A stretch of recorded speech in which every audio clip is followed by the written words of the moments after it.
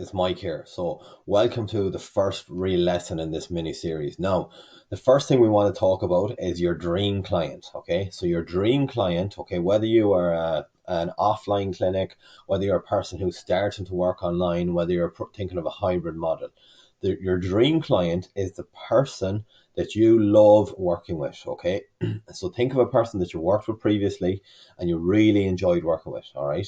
And then the other thing for your dream client, it should be somebody that you're able to get a brilliant result with. So somebody that you're able to give them a great solution. Now, if you can get really clear on who your dream client is, all right, this makes your marketing so much easier. This makes developing a really great product or service so much easier because every time you make a decision now, you're thinking of solving a problem for just one person. Okay.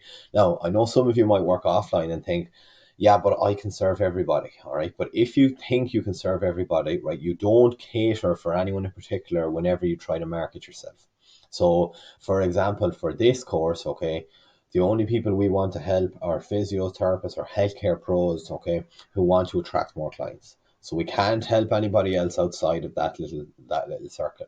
All right, but we can help those people really, really well, okay, to get new clients, okay, and to get clear on their marketing message so they can get new clients every month.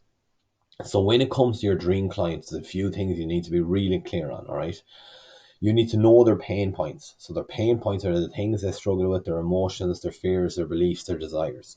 All right. And once you figure out all those things, then you can make your messaging so much easier because every piece of content you create is talking to that specific person. And you almost need to create your content with the idea that they have this aha moment. So almost like they feel like you're entering the conversation already going on in their mind. And then when you're thinking about, especially online, creating an e-course or anything like that, you're only trying to develop a great product that solves one solution for one single person. All right, because there's millions of people just like that on the internet out there, okay? But for now, all I want you to do is take a person that you worked with previously, that you really enjoyed working with, think to yourself, why did you enjoy working with that person? And think, what was a great result or outcome you got? All right, and this helps you to become an expert then, okay, in an area. So let's say if you're a physiotherapist and you're trying to cover loads of different areas, if you had a dream client who was a runner, then you would become or be seen as an expert working with runners or maybe who are just middle distance runners, all right? And then these people look for you because you're an expert in your area. Now we're going to go through two worksheets here that are going to help you out a little bit. All right, so the first one, okay, I'm going to say this with caveat. If you're doing this, okay, the max you should do for this is three different types, okay? Because if you go any more than three, all right, especially if you're an offline clinic, your messaging gets very messy, okay? And you just have a confused message, and there's saying that if you confuse, you lose. So you need to be thinking about your dream client popping onto your website and what they're going to see and what they're going to get, all right? So start with one person first, go through this, and then if you want to do it with a second person after. If you do it any more than three, it's very hard to get clear messaging, all right? Now, the first thing I want to do is describe your favorite clients that you've ever had that you want more of. These worksheets will be below this video. So then you need to describe their gender, their age range, their location. So if you're working on online, what time zone are they in? Is there cultural differences? How will they transfer money to you? Their family situation. So if you're working with triathletes, are they married triathletes? Are they older? Are they have they children? When can they train? How would you plan out that kind of thing for them? The work situation. Is there any problem you can solve at work? Disposable income is a big one, all right? Because let's say your dream client is somebody who's in college, all right? They maybe don't have a lot of money, so they can't afford more expensive services. So disposable income is pretty important. Availability for treatment or sessions. So let's say if you're an offline clinic, you're trying to get more people in, attract them online through your website. When are you available, but when are they available? Okay, that's something to worth considering because that's going to control your day then. All right. Education level. So this will tell you about what language you should be using. What is their day like? Okay, is it busy? Is it stressed? Is it running around? Because this helps you to get clear in your message and what you're saying to them. When can they book in to see you? Based on the work situation, what other services do they use? All right, and then hobbies or interests that they have. And if you're offline, okay, what other businesses do they visit? So like cafes, restaurants, bakeries, hairdressers, gyms, studios, massage parlors, whatever. If you have all those, you can go and you can maybe create an offer with that other business that benefits both of you and maybe gets a client to work with both of you. Okay, so both of you are getting a return out of it, but you're building your relationship with the people in your local town or area. and so they're going to refer to you in the future.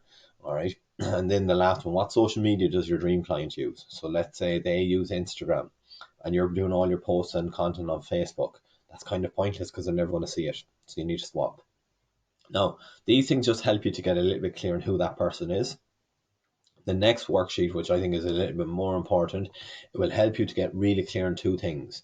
What your product, your offer, your service is going to be, and then also how you're going to market it or how you're going to sell it. And I'm telling you now, if you are a physical therapist, if you're a physiotherapist, if you're a healthcare pro and you work privately, you sell your services to other people.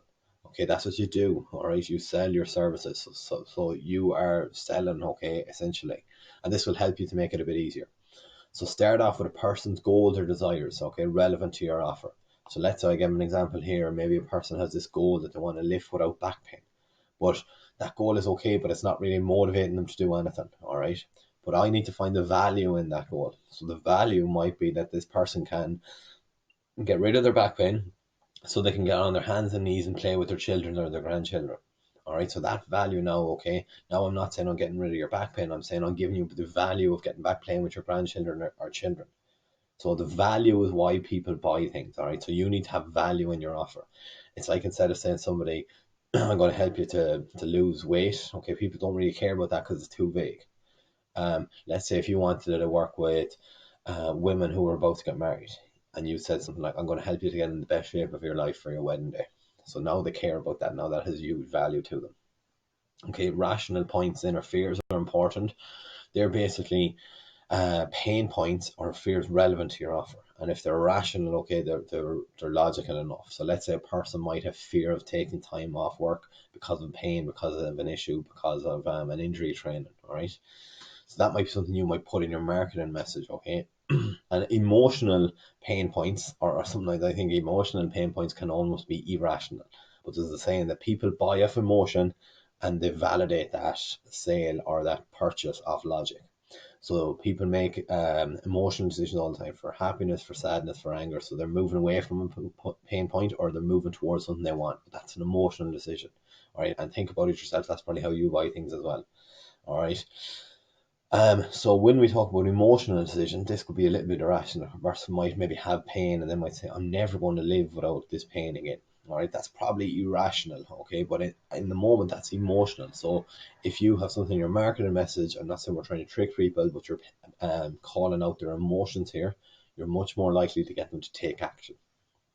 Okay, and take action for you is by ringing your clinic to book in a session, or if you have an online service, it's getting in touch with you to book a session, or maybe purchase your e-course or your coaching program. Challenges in help you as well, okay, because you need to be specific. What are the challenges? So say you want to work with triathletes, all right, and you know they want to train in a lot of hours a week, but they're really busy professionals. Okay, then they have a time constraints issue there. So there's no point you creating a program that's going to take 30 hours a week, okay, on top of their working week.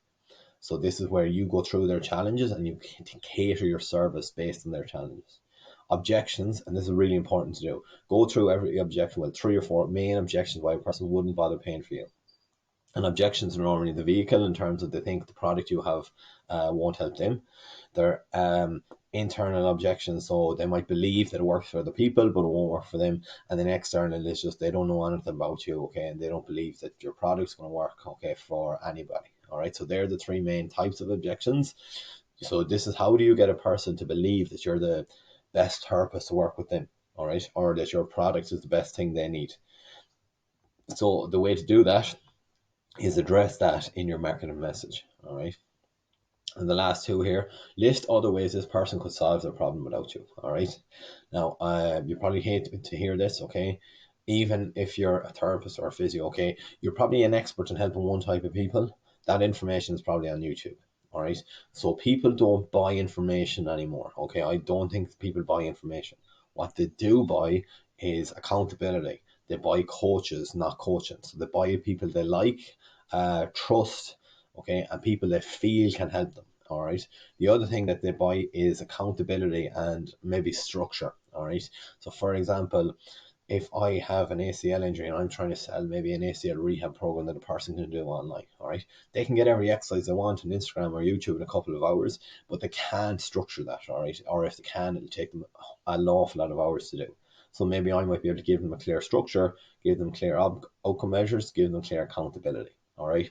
So it's important that you're figuring out how the person could solve the problem without you, because you address this in your marketing message. And the last thing is failures. What does it look like if a person doesn't buy off you in the near service? So let's say if you're a therapist and you're working offline, and you're saying the number one therapist in whatever town, Dublin, number one therapist in London, right? People will look on your website, they would say, why would I care about that? I don't care if they're number one therapist or not, okay?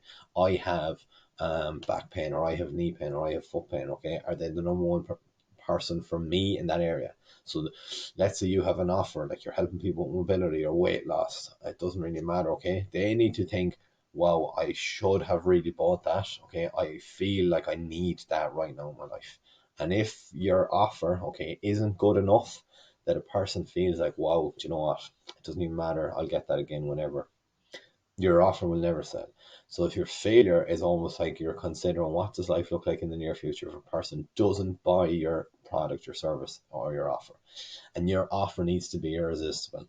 So what I mean by that, if I was to fly to Hawaii in the morning, somebody offered me a flight for €25, all right, I would probably fly to Hawaii because that's the nearest irresistible offer. I would be like, how can I turn down a flight, bring me to this dream destination for that price? All right. Now, I'm not saying you're racing to the bottom with your price, okay, but we'll talk about that later, how you create a really, really good offer that people want. So in summary, your dream client, okay, is the core part of getting your messaging right, and it's the core thing you need to be crystal clear on so you can create a really great product or service. So the next video we're going to be talking about is the business growth model and the key things you need to be growing your business.